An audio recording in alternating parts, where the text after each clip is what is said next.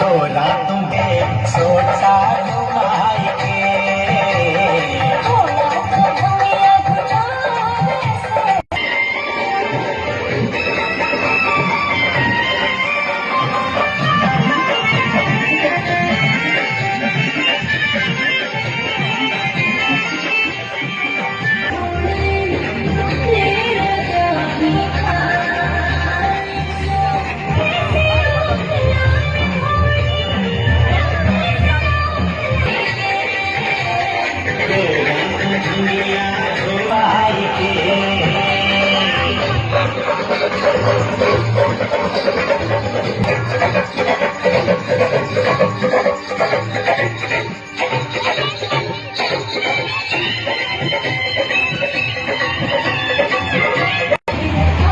आज मैं अपने घर के एक शादी में, अपने बहन के शादी में सम्मिलित हुआ और आज हम लोग तिलक लेके आए हैं। ये दोन दरौली के लगे बा जगह बिशुनपुर करके गांव है और लोग आशीर्वाद दी।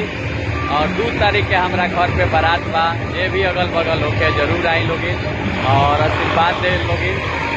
और हम बने के उनके बता दी ये आज हम हमारा घर से तिलक आइल बा और 2 दरौली सिवान के लगे बावे वही जी। 2 मई के हमारा घरे बारात बा। आशीर्वाद दी लोगी, लव यू।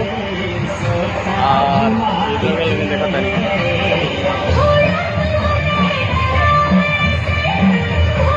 ये दुल्हा हो गई है।